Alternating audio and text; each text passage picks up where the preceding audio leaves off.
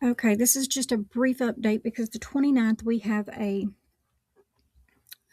29th is going to be whenever Nick Reiner will appear in court for his update to get his preliminary court date or what have you. So there's more that I am going to try to look into. I'm trying to get some more of his records, but I wanted to go over this as an update. The defense is expected to pursue the mental health issues aggressively and potentially including a competency hearing under California Penal Code 1368, and or they are seeking a not guilty by reason of insanity, which is an NGRI plea. Now, the court-appointed forensic psychiatrist would basically what they do is they'll evaluate him if competency or NGRI is formally raised. It's very difficult, insanity is, but from what I can see, he qualifies pretty good for everything. Now, a preliminary hearing is still upcoming, or pretrial motions would be the likely venue for any such evaluation to become public. And maybe by then we'll find out, but a prior diagnosis and whether it could support an insanity defense for the homicide. Now, personally, for myself, evaluating it, I feel as though, yes, he has a well-documented history of serious mental illness, and that defense experts could use to support the NGRI claim. Now, remember, insanity defense is not something that just anybody can get. You could have multiple diagnoses, and it still doesn't qualify you for NGRI. And you're not going to get off with insanity, more or less, because they go by the legal standard rather than the medical, and it's very complex. But Nick Reiner was diagnosed, and again, this is not he was diagnosed with schizophrenia and at times schizoaffective disorder, which is severe. And this was several years ago. And in 2020, a judge placed him under a year-long what's called a Lanterman-Petrus short, and that's called a LPS, which is a mental health conservatorship for involuntary psychiatric treatment, after finding him in his condition. But they were basically, they say that he's unable to provide for his basic needs due to his mental disorder, what have you. So the conservator was not renewed in 2021. So then by the next year, it was not renewed. But also, even though it is not something that would be considered an insanity, so they need to attack the health aspect and the legal aspect. Because drug addiction, even though he could have been in a meth-induced psychosis, it is not something that they would generally consider for insanity defense. The reason being is because I'm assuming it's more or less like a voluntary thing. So it has he does have a long history of drug addiction and multiple rehabilitation attempts. And he's had, a lot of episodes. The thing is that his type of condition is really bad, and I couldn't imagine what he has been dealing with. It's way above, your general schizophrenia, in my opinion. It's very bad. He has really battled with this issue. Now, sources close to the case report that his psychiatric medication was changed or adjusted in the weeks, approximately 1 month before the homicide, reportedly due to weight gain and side effects. So basically, this change has allegedly triggered or worsened his psychotic symptoms, making him erratic, dangerous, and out of his mind. And so they would utilize that when considering his insanity defense. We don't know about the crime scene. Like, we don't know how bad it was, but I heard it was pretty brutal. It is possible that in a general sense, for someone not to remember a crime. Now, I know that's been a big question for everyone, because the fact that he's saying that he cannot remember what occurred. So it is possible, very possible, not to remember a crime like that. But with his condition, that can happen for very different reasons. For one, just going into his psychosis, his dissociation, his head injury, intoxication, medicine side effects. and sometimes malingering. So the important legal point here is that memory loss alone does not automatically qualify or equal legal insanity. Even in forensic literature, crime-related amnesia itself is discussed as something that can occur, but it does not by itself settle criminal responsibility. It's very complex. When I tell you insanity defenses are very difficult, they are difficult. That has to be approved by the judge first to even utilize it, which of course he would qualify, in my opinion. He's got a really good case. Now, the court would still focus on his mental state at the time of the act and whether he is competent now. So my bottom line is mental health is likely to be one of the central battlegrounds in the Nick Reiner case, but as of today, the publicly verifiable record supports only that there were prior diagnoses and treatment reports and a sealed medical order. Not that a formal evaluation has already produced a public conclusion.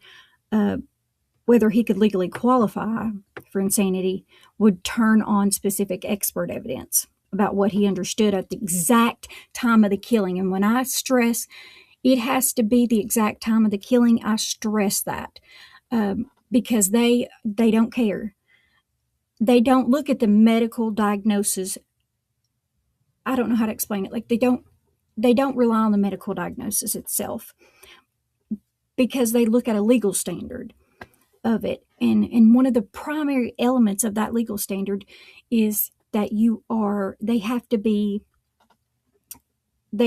out at that exact moment of the homicides.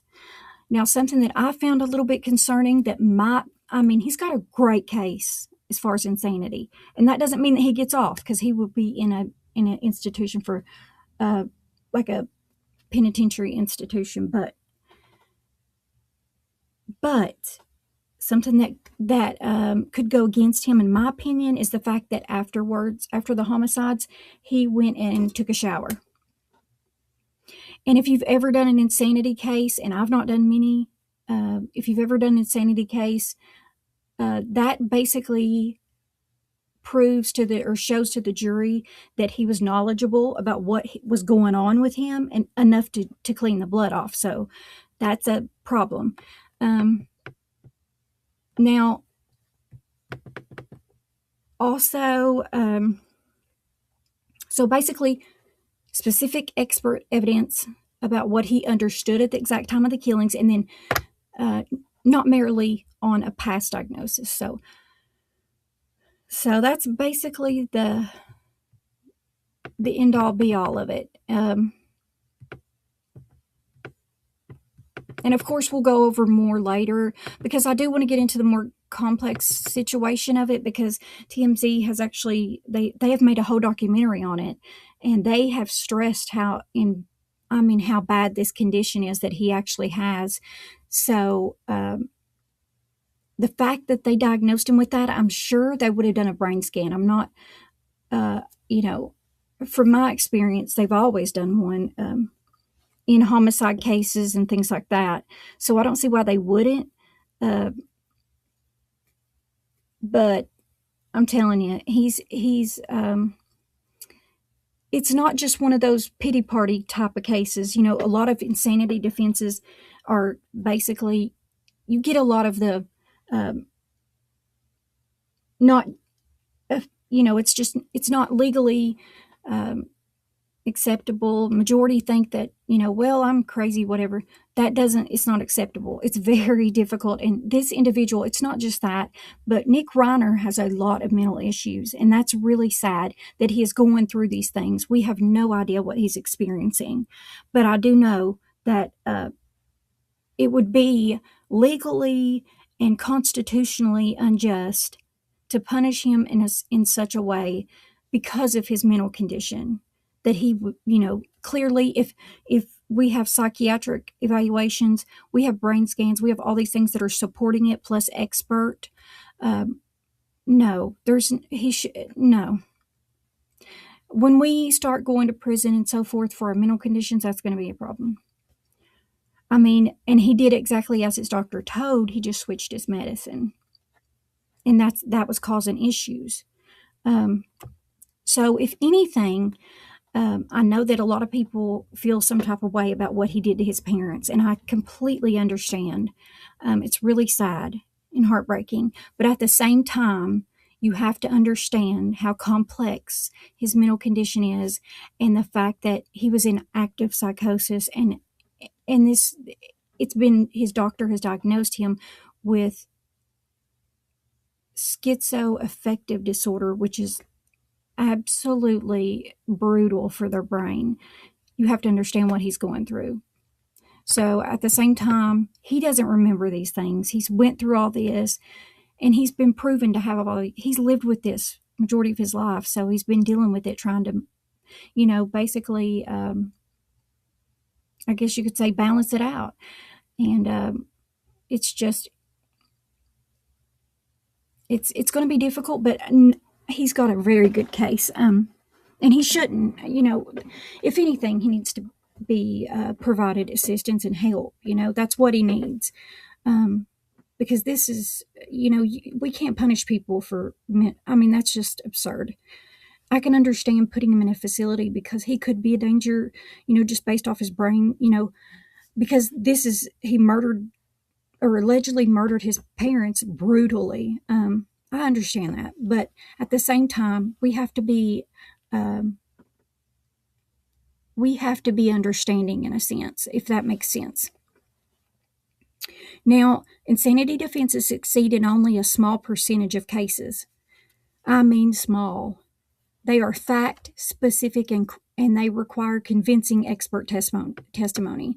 Drug use alone would not qualify unless tied to the separate psychiatric illness. So what would happen if he were found guilty but insane, okay? An NGRI verdict is not a guilty but insane verdict, okay? It's not a guilty. It's not a guilty verdict, but he's insane, and it's finding and does not result in prison time. Instead, Reiner would be committed indefinitely to a California state mental hospital, and then he would not be permitted out without, it's nearly impossible to get out for them. So, it's just really sad situation. But I have compassion for both, really, because I just couldn't imagine, and he's also being punished for something, I feel. He can't live a normal, balanced life because of this condition. And then here this has occurred, and now he's in this facility. And I understand that's, their goal is to protect the community and so forth, but it's really a sad situation. And it's important that we do not make him out to be anything like a monster or what have you, because, this is a difficult condition that he's been battling. But he would remain there until a court, after periodic reviews, often every 1 to 2 years, it determines if he's regained sanity and then no longer poses a danger to himself or others. Only then could he be released, possibly with conditions or outpatient monitoring. Or he could face civil commitment proceedings. In practice, NGRI commitments for violent crimes like this often last as long as or longer than a prison sentence. Generally, there's no fixed sentence on an insanity like this.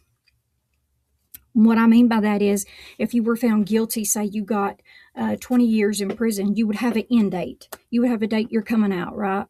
Whereas if you're placed in one of these facilities, if you are found to be insane, they are pretty much locking you away indefinitely, because you are a danger to society in their eyes. And it takes roughly 20 doctors just to evaluate you to get you out. And even then, it's very difficult. When I say it's difficult, it's difficult.